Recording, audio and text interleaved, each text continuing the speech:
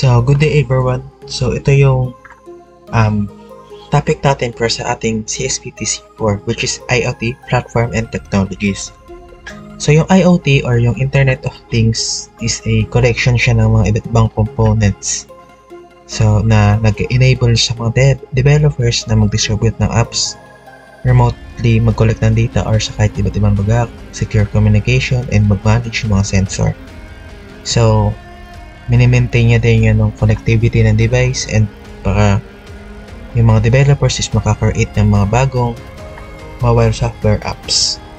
So, yung IoT platform is combination siya ng hardware and software data. Software data or software devices rather. So, with that, napapadali nila yung paggawa or pag-create or pag-process ng mga data or ng mga gawain sa isang area. So, ito yung gamit niya. So, meron siyang hardware, middleware, and application. So, yung hardware, ayan, mobility, tags, sensors, devices, and yung nagpapagitna sa kanila is yung middleware or yung IoT platform na yun. And sa kabila naman is yung application. So, siya yung pumapagitna ng IoT na yun or yung Internet of Things. So, may iba't ibang types tayo ng IoT platform. Unang-una, IoT Connectivity Management Platforms. So, dito, nakafocus siya sa networking aspect ng IoT devices.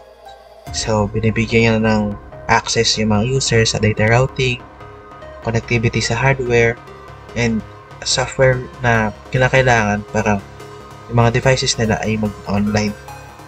So, ng networks nila ay usually nakabase sa Wi-Fi and available siya sa iba't ibang carrier services. So, sa Pilipinas, meron tayong Smart Globe. Ayan.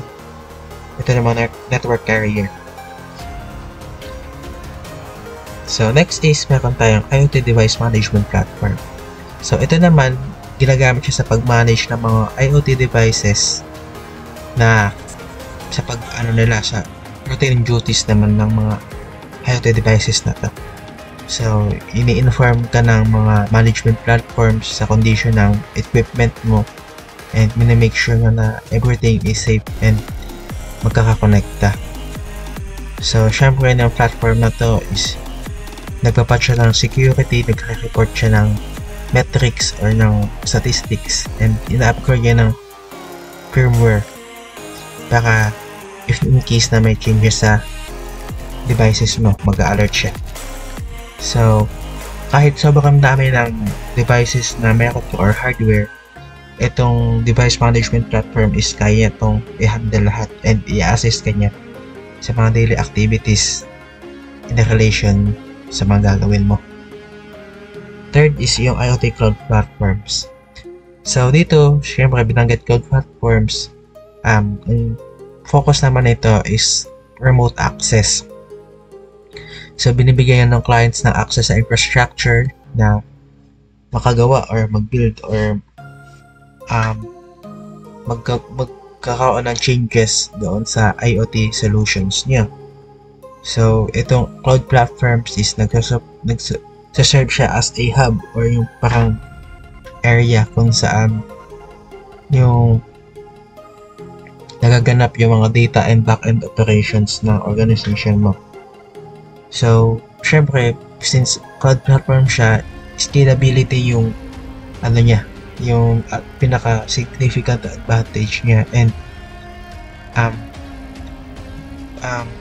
napaka-advantage nito pagdating sa company mo and sa mga IoT systems na ginagamit mo since ina-enable yan ng remote access.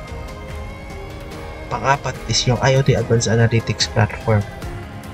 So, ito naman, ang naman ito target is about sa data. So, pinaka-excellent option siya sa data-driven IoT systems. So, pagdating sa statistical modeling, machine learning, ayan, dito po pasok ng AI and yung big data gathering. Advanced Analytics Platform yung pinaka-the best options na pwede mong gamitin sa IoT. Next naman is pang 5 is yung IoT Application Enablement Platform.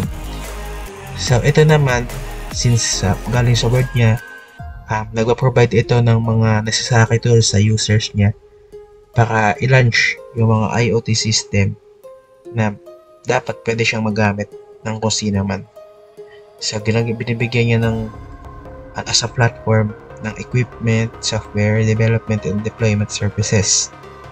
And ini-eliminate din niya yung need para i-handle yung hardware engineering, network configuration, and development management, which is para sa asang act, which is para mag-act sa centralized or central hub para sa mga IoT devices natin.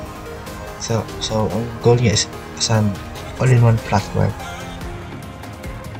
So next naman is ito yung table na nagpapakita ng mga publicly known IoT platforms from 2015 to 2021. So nag-boom siya lalo ng IoT platforms simula 2015 hanggang sa 2021, mas mataas ng niya, yung naging statistics niya. So ito yung makilalang brands, so ng Bosch, Amazon, Huawei, ayan, kilala talaga yan. Microsoft, Uptake, ayan, Oracle, Siemens, ayan, nakikita po din yan. Ito lalo na itong Verizon, ayan, Google, IBM, Cisco, ayan ang mga famous na IoT platforms sa buong mundo. So, pwede nyo siyang akalin gamit itong video links natin, which is what is IoT and yung top 10 ng IoT platforms. Then, ito naman yung education checker natin. So, yun lang guys. Thank you.